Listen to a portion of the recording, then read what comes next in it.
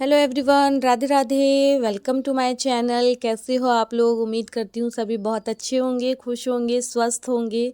मैं भी बिल्कुल ठीक हूँ। वेलकम है आप सभी का सोनम सुमित लाइफ स्टाइल में।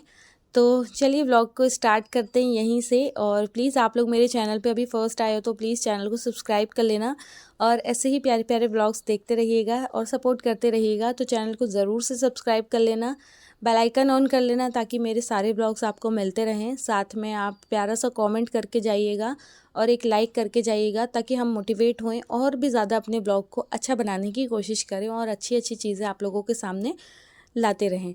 तो गाइज़ यहाँ पर मैं बना रही हूँ पोहे का नमकीन, क्योंकि हमें निकलना है बाहर, आज ही निकलना है नाइट में, हमारी ट्रेन है।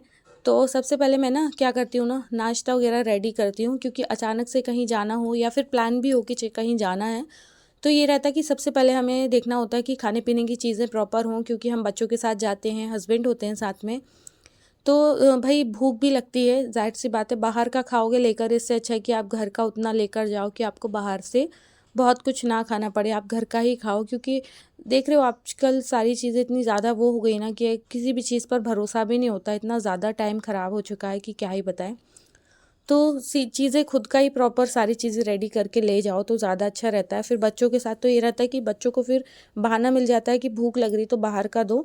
तो मैं तो क्या करती हूँ ना, इतना लेकर जाती हूँ साथ में कि बाहर का बहुत कम ही अगर ज़रूरत पड़ती तो लेती हूँ, नहीं तो नहीं लेती हूँ।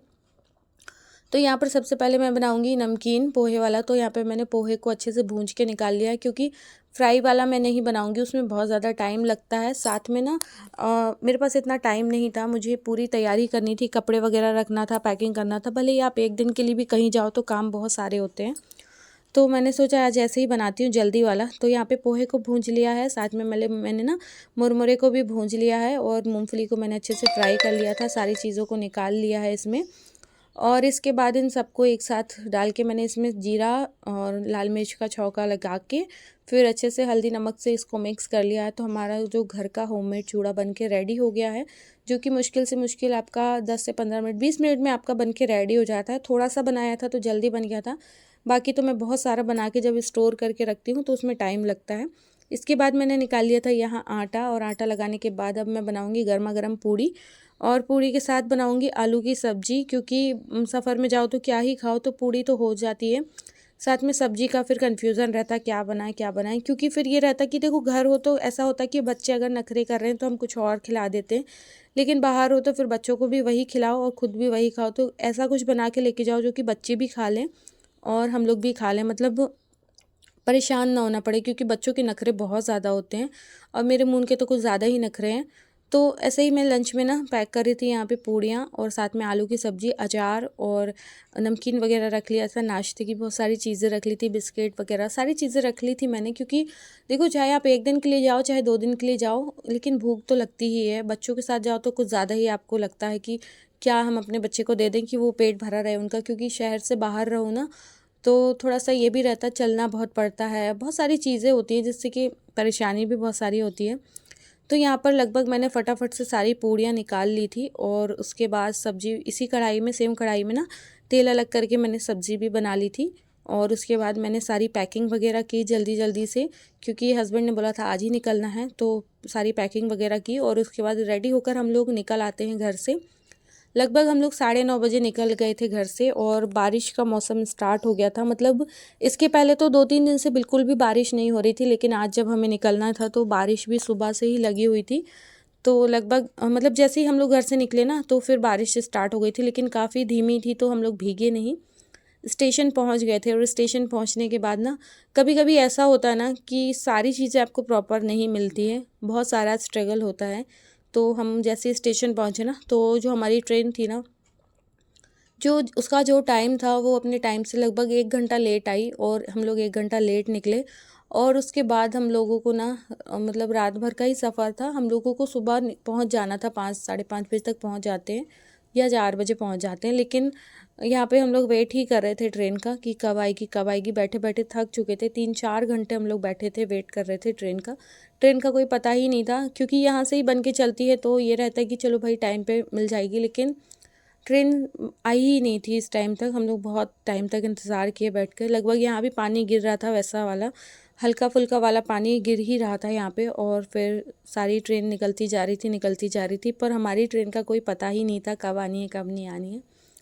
तो काफ़ी देर इंतज़ार करने के बाद फाइनली ट्रेन आई और हम लोग बैठे। तो 12:30 के लगभग बैठे ना, तो सुबह 7 बज गया था हमें स्टेशन पहुंचने में। तो जैसे ही हम लोग पहुंचे ना, फिर हमें बस करनी होती है, क्योंकि होशंगाबाद से सलकनपुर जाने के लिए फिर बस से जाना होता है।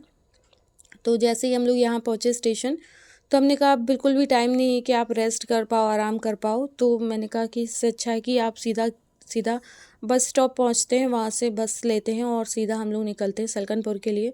वहाँ पर ही जाके फिर हम लोग, वहाँ पर भी बहुत अच्छी चीज़ें बनी हुई हैं, आप फ्रेश हो सकते हो, नहा सकते हो, सारी चीज़ें। तो हम लोग होशंगाबाद में फिर ज़्यादा नहीं रुके, हम लोग सीधा स्टेशन से जैसे ही बाहर निकले, फिर हम बस में बैठे और बस में बैठकर हम लोग सीधा सलकनपुर गए। और रात भर से जागे हुए थे, बिल्कुल भी सोए नहीं थे, मतलब इतनी ज़्यादा आंखें दर्द करने लगी थी ना कि पूछो ही नहीं। लेकिन ना क्या करें, रात का सफ़र होता ना तो एक दुखी होती है कि अगर गलती से नींद लग गई तो फिर परेशान हो जाओगे। तो यहाँ पे मुझे आ रही थी बहुत ज़ोरदार नींद। और जैसे ही हम लोग पहुँचे, फिर उसके बाद हम लोग बस में बैठकर अभी निकल चुके हैं सलकनपुर के लिए। तो यहाँ पर नर्मदा मैया को हमने प्रणाम किया, बहुत अच्छा लग रहा था यहाँ पे। सच में मन करता है कि थोड़ी देर उतर के जाओ, माता को प्रणाम करके आओ, पर यही कि बस वाले रुकते नहीं है यहाँ पर इतना। तो थोड़ी देर के लिए रुके थे, यहाँ से हमने हाथ जोड़ा, प्रणाम किया माता रानी को, और इसके बाद फिर निकल गए थे सलकनपुर के लिए। तो यहाँ पे भी ना मेरे हस्बैंड तो सो गए थे थोड़ा सा बस में ही, उसके बाद लेकिन मैं बिल्कुल भी नहीं सोई थी, क्योंकि मुझे लगता है ना कि कब पहुँच जाएंगे पता नहीं। बस वाले भैया ने कहा था बस 45 मिनट लगते हैं। इसके बाद ना यहाँ पे बहुत सारे बंदर थे और बस वाले भैया ना इन बंदरों को कुछ कुछ खिला रहे थे, तो ये भी हमने देखा। मून भी देख रहा था, बड़ा खुश हो गया था। इसके बाद हम लोग पहुँच गए थे मंदिर के नीचे। और अब ये रोपवे, मतलब रोपवे स्टार्ट होता है 9 बजे तक, तो तब तक हमने फिर ना नीचे नहाया, रेडी हुए, सब कुछ किया। उसके बाद अब हम लोग जाएंगे ऊपर मंदिर के लिए। तो जैसे ही हम लोग पहुँचे ना, तो बस रोपवे स्टार्ट ही हुई थी, फर्स्ट राइड ही चल रही थी, चेक राइड जो होती ना वो। उसके बाद देखिए यहाँ से मंदिर कितना प्यारा दिख रहा है, इतनी ऊंचाई पे है ना, हमें वहाँ जाना है अभी। तो यहाँ पर जैसे हम लोग यहाँ पहुँचे नीचे, तो यहाँ पे काउंटर भी खुल चुका था रोपवे का। तो यहाँ से टिकट वगैरह लिए और टिकट वगैरह लेकर ना अब हम लोग निकल रहे हैं ऊपर की ओर मंदिर की तरफ। तो जैसे हम लोग पहुँचे, रोपवे आ गया था, तो हम लोग बैठे यहाँ पे, और ये बच्ची भी जा रही थी। तो हम लोग पूछ रहे थे कि तुम लोग यहाँ पे डेली ही आते जाते हो तो अच्छा लगता होगा। तो बोले कि हाँ, बहुत सारी प्लेस बता रही थी कि ये ऐसे भी जा सकते हो, वैसे भी। तो वैसे तो हम लोग जा चुके हैं, बाई कार भी हम जा चुके हैं, 4 व्हीलर से भी जा चुके हैं और रोपवे से भी जा चुके हैं। सीढ़ियों से मैं नहीं गई हूँ। तो फाइनली हम लोग रोपवे में बैठ चुके थे और अभी लगभग बज रहा होगा 9 या 9:30, 9:30 बजे, मतलब 9 बजे तक रोपवे ओपन हो ही जाता है। तो 9:30 बजे रहे होंगे अभी, और हम लोग बैठ चुके हैं। अब ऊपर जा रहे हैं, नहा लिया है, बट गर्मी बहुत लग रही थी, क्योंकि धूप तो खैर नहीं थी और बारिश भी नहीं थी, बट जैसा उमस वाला मौसम होता है ना, वैसा मौसम था। तो काफ़ी ज़्यादा हम लोग यहाँ पे खुश होते हैं, मतलब मून भी बहुत खुश होता है। हम लोग ना यहाँ पे पहुँचते ही हम लोग बहुत खुश हो जाते हैं, सच में बहुत अच्छा लगता है। अगर आप लोग नहीं गए हैं तो ज़रूर से जाइएगा। तो रानी दीदी भी मुझसे पूछ रही थी मंदिर के बारे में, तो चलो मैं आप लोगों को आगे मंदिर की जानकारी बताती हूँ, तो ज़रूर से ब्लॉग को पूरा देखिएगा।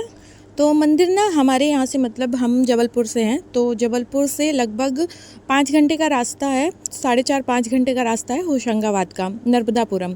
तो वहाँ पहुँचते हैं, वहाँ स्टेशन पे उतरते हैं, थोड़ा सा ही पास वॉकिंग डिस्टेंस पे ही आपको ना बस स्टैंड मिल जाएगा। बस स्टैंड पे लगी हुई बस मिलती है, जिससे कि आप सलकनपुर आसानी से पहुँच सकते हो। 1 घंटा लगता है सलकनपुर पहुँचने में।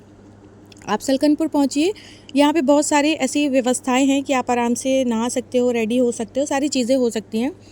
और फिर यहाँ पे मंदिर ऊपर जाने के लिए देखिए कितना ऊपर है मंदिर, और मंदिर जाने के लिए ना आपको रोपवे भी मिल जाएगा, साथ में जो 4 व्हीलर्स होती है ना वो भी मिल जाएगी, और सीढ़ियाँ भी हैं। तो जैसे आप जाना चाहते हो आप वैसे जा सकते हो। तो जैसे ही मंदिर पहुँचे, फिर हमने प्रसाद वगैरह लिया और उसके बाद सीधा आ जाते हैं मंदिर में अंदर। और देख सकते हो आप लोग, मतलब हम लोग बहुत सुबह पहुंच जाते हैं ना, तो हमारी ट्रेन जल्दी पहुंचती है तो हम लोग भी पहुंच जाते हैं। तब तक बहुत सारे लोग नहीं आते हैं मंदिर में, कम ही लोग आते हैं। हम लोग हमेशा सबसे पहले मतलब पहुंच जाते हैं काफ़ी जल्दी। तो चलिए मैं अंदर आप लोगों को माता रानी के दर्शन कराती हूँ, और ज़रूर से कमेंट में जय माता दी लिखिएगा आप लोग। तो देखिए हम लोग यहाँ पहुँच चुके हैं माता रानी के मंदिर में अंदर, और यहाँ पहुँचते ही ना बस मन करता है मोबाइल रखो, बस माता रानी को निहारते रहो, उन्हें देखते रहो, उनसे ना बहुत सारी बातें ना बोलते रहो, बस वही मन करता है। और आप लोग भी अगर जाओगे ना सच में मन खुश हो जाएगा आप लोगों का पहुँचते ही वहाँ पे। तो यहाँ पे ना हम लोगों ने पूजा कर ली थी अंदर लगभग अच्छे से। उसके बाद फिर यहाँ पे मैं मुन को भी बोली माथा टेको, क्योंकि समय हो रहा था, हमें वापसी की ट्रेन भी लेनी होती है, क्योंकि सैटरडे की छुट्टी होती है ना इनकी, सैटरडे संडे की। तो हम यहीं इसी समय पर आते हैं, फ्राइडे की नाइट में निकलते हैं, सैटरडे पहुँचते हैं, दर्शन करते हैं, माता रानी की पूजा करते हैं और उसके बाद जो है अपने घर वापस आ जाते हैं। दिन में जो भी ट्रेन मिलती है ना उससे हम लोग वापस हो जाते हैं। तो यहाँ पे हमने अच्छे से पूजा कर ली थी और उसके बाद जो है हम लोग अब यहाँ पे देखिए मैं आपको सारा मंदिर दिखा रही हूँ। अभी भीड़ कम है, बहुत ही कम है समझ लो, लेकिन जब भीड़ हो जाएगी ना तो यहाँ पे आप बैठ नहीं सकते हो, इतनी भीड़ होती है, बहुत भीड़ होती है सच में।